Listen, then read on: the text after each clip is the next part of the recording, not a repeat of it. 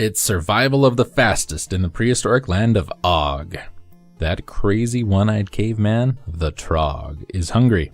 And Dino Spike and Bloop know what that means. Run for your lives. Here's your chance to change the course of history and save the dinosaurs.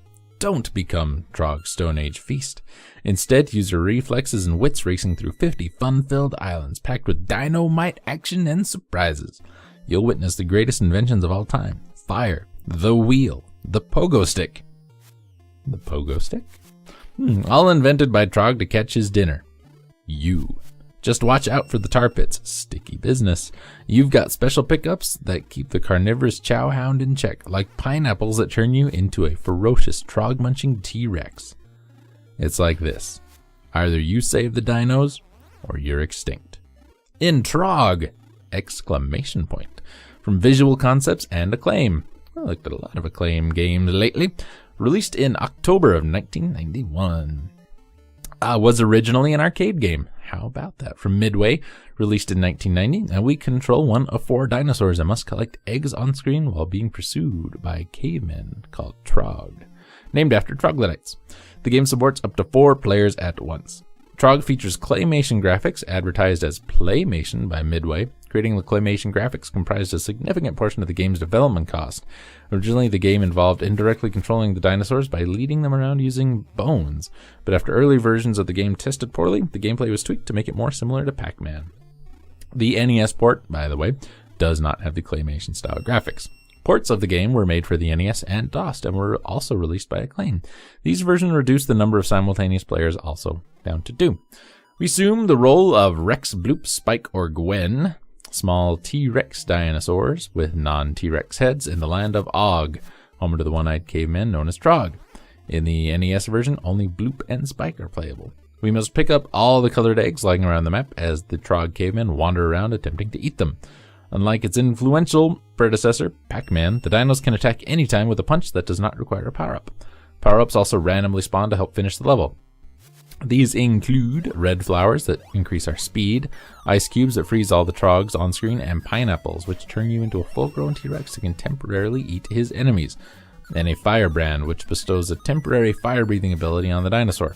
The multiplayer mode consists of 2 to 4 dinos on the same screen, competing to get all of his or her same-colored eggs first. And you can either attack to protect each other, though power-ups indiscriminately hurt anyone that's in the way regardless.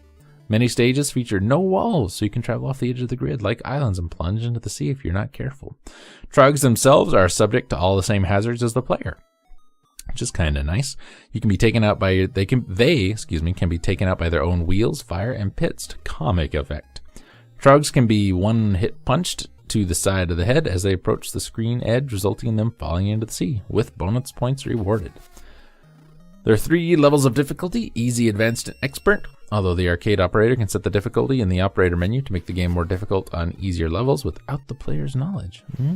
Advanced mode rewards 200,000 points per level, and expert 400,000. The arcade version features Playmation graphics, we talked about, graphics in which the character models were created with clay. The original arcade prototype was more of a strategy puzzle game, which consisted of the players assuming the role of a hand, which would lay bones to guide their dinosaur. However, this idea was heavily panned and ridiculed during testing, with one tester allegedly defacing one of the cabinets to add an R label to the bottom. R to the label of the bone button. I see. Due to poor reception, Bally Midway considered canceling the game altogether, but the game was given a second chance for 2 reasons. The first one was because the game's creator, Jack Hager, had already spent so much of the budget on the clay animation. The second reason was because one of the testers suggested to make it into a Pac-Man-like game. The NES version, due to its limitations, was scaled down drastically. The arcade version supports up to 4 players, while NES only supports 2. Much like many NES games, the home version box art was contracted out to a different company and did not use the arcade game's original art. Which is alright, because the NES art is still good. Characters from the game make appearances in later Midway titles. In the game Revolution X, one of the Trogs appears as a shootable Easter egg. In the horror rail shooter Carring Evil, one of the Trog can be found in the Freak Show portion of the game as an attraction in the background. He is frozen in a block of ice and labeled Frozen in Time. The dinosaur characters also appear as enemies in the Rickety Town level of the game. The arcade cabinet makes a brief appearance in Terminator 2 Judgment Day. Two girls attend the machine inside a shopping mall arcade as the T-1000 questions them regarding the whereabouts of John Connor. And, brief side story, Carnival. Played a whole lot of Carnival with a buddy of mine. We eventually did beat the game, but cost us a whole lot of money. Good game. Really kind of fun. Kind of tanky kind of controls. But a lot of fun. Really good little smooth puzzle game. It's like Pac-Man. I can't tell you much more than that. You've heard everything there is to know. That was the entire article. So, yeah, if it looks interesting to you, if it sounds interesting, give it a try. You'd probably like it.